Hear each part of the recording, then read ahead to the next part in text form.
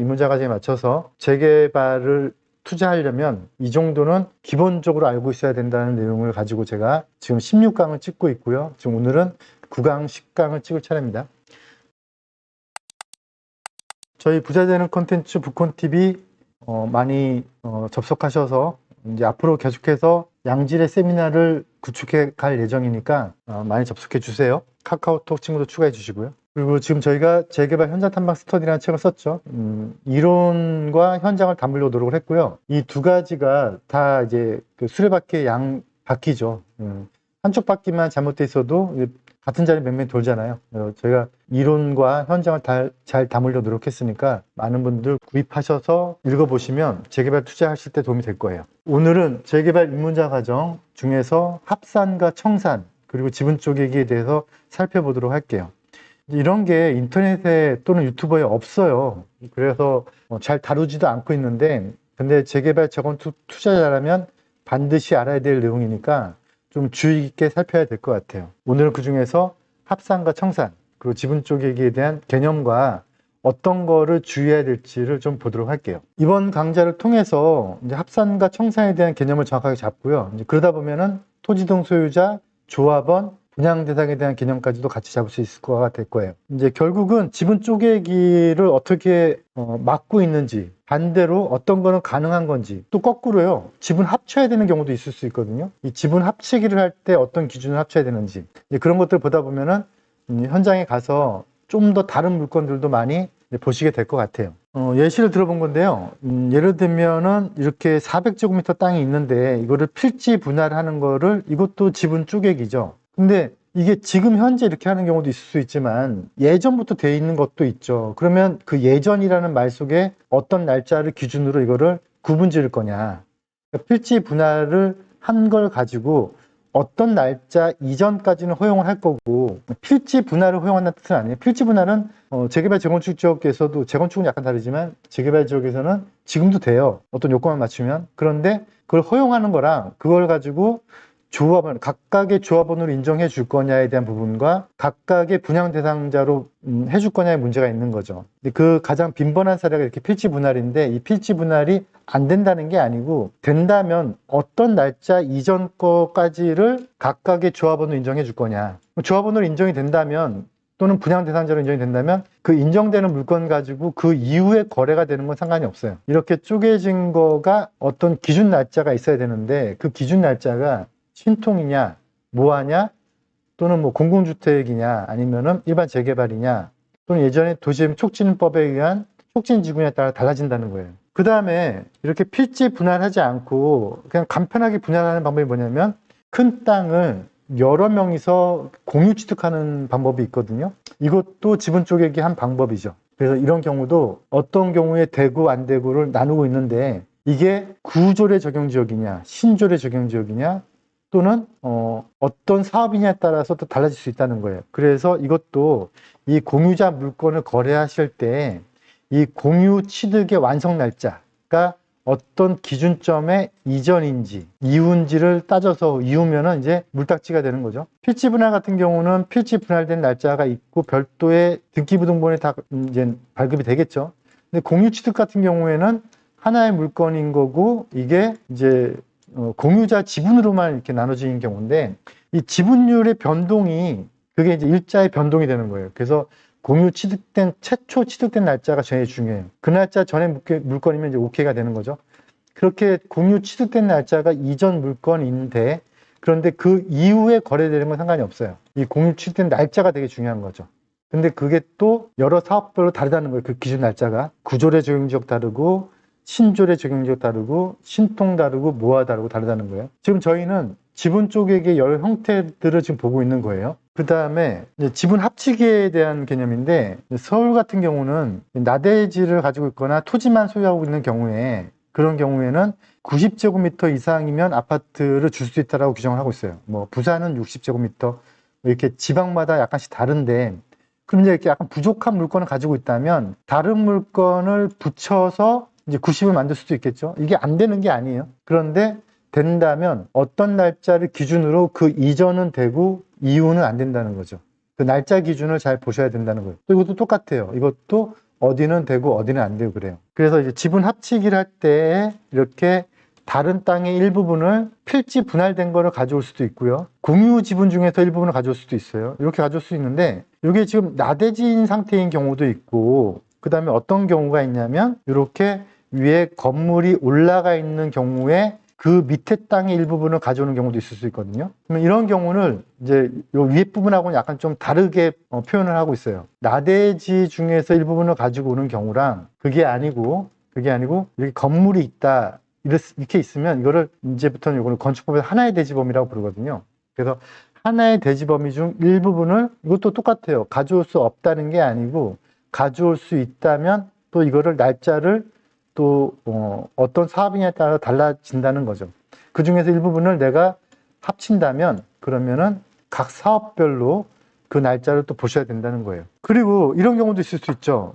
재건축하고는 다르게 재개발은 위에 건물만 가지고 있어서 아파트를 주는 경우가 있죠. 이걸 뚜껑이라 보통 부르죠. 그런데 이제 밑에 땅이 국공유지인 경우도 있고 개인 땅인 경우도 있어요. 이런 경우에 이게 언제부터 소유권이 바뀌었느냐. 그러면 이제 그 기준 날짜를 보고 요 건물만 또 아파트를 줄 것이냐, 요 땅만 아파트를 줄 것이냐. 근데 요 건물만 준다면 어떤 날짜를 또 봐야겠죠. 그건 또 아까 똑같은 얘기죠. 구조례 적용 지역이냐, 신조례 적용 지역이냐, 또는 여러 가지에 따라서 봐야 되는 거죠. 그걸 봐서 이 물건도 해당이 된다면 이것도 아파트를 받고 이거는 90이 넘으니까 아파트 받을 수 있는 거죠. 그래서 토지와 건물이 각각 달리 소유하고 있는 경우에 이때는 반드시 요 건물과 요 땅이 이렇게 하나 일체가 있는 것 중에서 그런 경우에 이렇게 나눠진 경우를 얘기하는 건데, 근데 간혹 가다가 이게 밑에 번지가 1인데 위에 번지가 2인 경우도 있을 수 있어요. 그러니까 요 숫자를 볼 게 아니고 반드시 그냥 현황상에 실제로 아래 번지, 윗 번지가 번지는 다르더라도 실제 현황상에 이게 하나의 물건이었는데 이렇게 나눠졌다면 그러면 그 날짜가 언제 나눠졌는지를 보고 그 해당 지역별로 조례, 그 다음에 구조례 적용 지역, 뭐 뉴타운이면은 뉴타운 법령, 재정비 촉진 지역이면 재정비 촉진법에 따라서 그 기준 날짜를 보고 또 신통이면 신통 날짜를 보고 요 지상권 물건도 아파트 받을 수 있는지 요 땅의 물건도 아파트 받을 수 있는지 없는지를 봐야 된다는 거예요. 그리고 이런 경우도 있어요. 땅과 건물이 한 사람 소유였는데 이랬다가 이거를 이제 이걸 단독의 분할이라고 부르는데요. 지금은 거의 허용해주고 있지 않지만 지역에 따라서 허용해주는 경우도 있고요. 그리고 또 아직도 특이한 사례에 따라서는 단독도 분할되는 경우도 있을 수 있어요. 그런 경우에 분할되면은 이제 이렇게 건물 소유권들이 여러 개 땅과 같이 나눠지는 경우가 있는데 이것도 각 사업별로 나눠서 보셔야 돼요. 다시 말씀드리지만 저희는 지금 지분 쪼개기에 여러 가지 형태를 보고 있는 거예요. 다음번 10강에서 이제 이런 것들을 합산시킬 수 있느냐 없느냐, 또는 쪼개질 수 있느냐 없느냐를 보게 될 거예요. 그래서 토지와 건물의 분리 취득 같은 경우도 이제 쪼개기의 한 유형이 되는 거고요. 그 다음에 단독 다가구의 분할도 이제 하나의 유형이 되는 거겠죠. 이제 보통 이제 위에가 소유권이 있고 밑에가 소유권이 있는데 소유자가 같았다. 그리고 기준일이 지났다. 그럼 이제 이게 하나의 물건인 건데, 그러면 이제 이거는 이제 의결권도 하나고 토지 등 소유자도 하나고 아파트 배정도 하나인데 이거를 그냥 다 허물어 버리고 이제 이렇게 새롭게 짓는 거가 이제 이게 신축 쪼개기인데요. 신축 쪼개기도 또 둘로 나눠지거든요. 주거용 신축 쪼개기, 근린생활 쪼개기로 나눠지는데 이것도 이제 어떤 경우에 따라서 아파트를 주고 안 주고가 나눠져요. 그래서 이제 원래 하나의 물건을 허물고 새로 짓는 거, 이런 경우를 이제 신축 쪼개기라고 해요. 그러면 이제 소유자가 늘어나는 거죠. 늘어나는 거를 이제 이걸 인정해 줄 거냐 말 거냐도 우리는 봐야 되는데 이게 이제 권리 산정 기준일이 언제냐, 또 구조례냐, 또 지역별로 따라서 이거를 허용해 주는 데도 있고 허용하지 않는 데도 있다는 거예요. 그래서 이제 우리는 지금 지분 쪼개기의 여러 유형들을 보고 있는 거예요. 그리고 이제 이렇게 뚜껑이 있는데 원래 소유자가 옛날부터 같이 있었다가 이제 달라지는 경우가 있다면 그러면 이제 이걸 또 분양 자격을 따진다는 거죠. 근데 이게 내가 매입하는 시점도 중요하지만 이게 최초에 분리된 시점이 중요하다는 거예요. 최초에 이게 원래 A가 계속 지금까지 가지고 있다가 이렇게 B로 나눠진다라고 하면 이거는 나중에 이게 경매로 나눠지는 경우도 있을 수도 있고요. 또는 상속에 의해서 나눠지는 경우도 있을 수 있고 그게 어떠한 경우든 떠나서 이렇게 묶여버린다는 거죠. 이걸 합산시킨다라고 하는데 소유자가 달라도 합산시키는 경우가 있으니까 이제 이런 것들을 주의해서 보셔야 된다는 거예요. 개념을 잡고 있는 거죠. 그래서 지금 정리를 해보면 지금 이렇게 쪼개지는 경우의 수가 필지 분할, 공유자 분할 또는 토지와 건물의 분할, 단독 다가구 분할 또는 허물고 신축하는 분할, 신축할 때에 근린생활시설로 쪼개지는 거, 그 다음에 신축 다세대로 쪼개지는 거, 또는 도시형 생활로 쪼개질 수 있겠죠. 이런 여러 사례들에 의해서 물건이 여러 가지가 만들어지는 거죠. 그러면 이제 이걸 가지고 그걸 인정해 주는 게 이제 분할의 인정이고요. 그걸 또 다시 또 묶어진다면 그걸 이제 합산시킨다라고 하는 거예요. 그래서 지분 쪼개기, 합산에 대한 개념은 같이 보셔야 되는데 이걸 잘 공부해 두시면 나중에 내가 아파트를 못 받는 물건을 합산을 시켜서 아파트를 받을 수 있는 물건을 만들 수도 있고요. 또는 거꾸로 아파트 하나 받을 수 있는 물건을 여러 개로 나눠서 여러 개 물건을 받을 수 있는 거죠. 기준일 전이라면. 그래서 그 개념을 먼저 잡아야겠죠. 기준일은 나중에 공부하더라도요. 이제 보통 이제 뚜껑 같은 경우는 이제 국가 땅인 경우에 건물만 가지고 있는 경우인데 이건 국가 땅인 경우니까 국가가 소유권을 가지고 있었을 테니까 뭐 확연하게 소유권이 나눠져 있는 거잖아요. 그죠? 그러면 이제 그런 경우에는 이렇게 건물만 가지고 있어도 별 문제가 없게 되는 거죠. 근데 이제 개인 땅인 같은 경우에는 그 소유권을 분리시켜야 된다는 거예요. 이거 제가 몇 번 보여드렸었는데 나중에 조합원이 되면 그러면은 이제 분양을 받기 위해서 아파트를 받기 위해서 몇 평형을 얼마에 받아라. 그러니까 얼마를 더 환급해라. 얼마를 납부해라는 이런 내용이 잡히는데 그때 내가 가지고 있는 그 구역 안에 있는 여러 개 물건들이 이 안에 다 이렇게 한 개 한 개씩 들어오게 돼요. 이렇게 들어오는 거를 합산시키는 거죠. 건물도 들어오고 꼭 보통 일반적인 물건은 건물과 토지가 하나로 있으니까 그게 묶이는 건데 이 내역서에 같이 들어오는 건데 그게 아니고 내가 좀 면적을 늘리기 위해서 아니면 평가 금액을 높이기 위해서 그 구역 내에 있는 다른 물건을 산다면 그러면 그것도 이제 이 안에 들어올 수 있느냐 없느냐인데 그러면 내가 만약에 재개발 지역이 이렇게 있는데 요 물건 가지고는 좀 불안해. 그래서 요 물건을 샀다. 그러면 그게 합산이 되는 거라면 여기 번지가 다 다르게 기재가 되겠죠. 이 안에. 그 건물도 여기 기재가 되겠죠. 그런데 그게 아니고 합산시키지 못하는 물건이다. 그러면 이 물건은 빠지잖아요. 이거는 어떻게 표현이 되냐면 이거는 이렇게 청산 예정 내역서에 표현이 돼요. 그래서 별도의 용지에 새로운 용지를 받게 되는 거죠.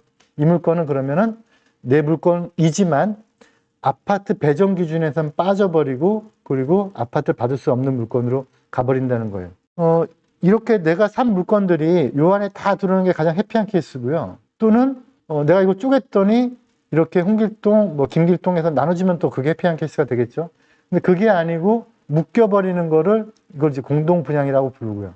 그러면 이제 홍길동과 김길동이 묶여서 이제 공동 분양이 되겠죠. 그래서 이제 조합원 홍길동, 김길동의 분양되는 내역서가 같이 한 장을 묶여버리는 거죠. 그렇지만 이것도 받고 내가 합산해서 배제되는 물건이 있다면 이 홍길동이라는 이름으로 배제되는 물건 하나 더 받게 되겠죠. 그런데 이제 안 좋은 케이스는 이거는 받지 못하고 이제 요것만 받는 케이스. 이거는 이제 당신은 아파트 받을 수가 없으니까 이제 꺼지세요가 아니고 돈만 받고 나가세요. 이제 이렇게 되는 거죠. 예. 이런 케이스가 제일 불안한 케이스가 되는 거죠. 그래서 이런 개념을 알려면 생각보다 저한테 이거 가지고 상담받으러 오신 분들이 많으세요. 청산을 받아서. 사업이 더 많이 진행이 되면 더 많이 상담받으러 오시겠죠. 근데 우리는 공부를 했으니까 이런 사례들을 보면 적어도 기준일을 볼 필요가 있겠다. 그러면은 이런 청산 예정 내역서는 받으면 안 되겠죠. 예?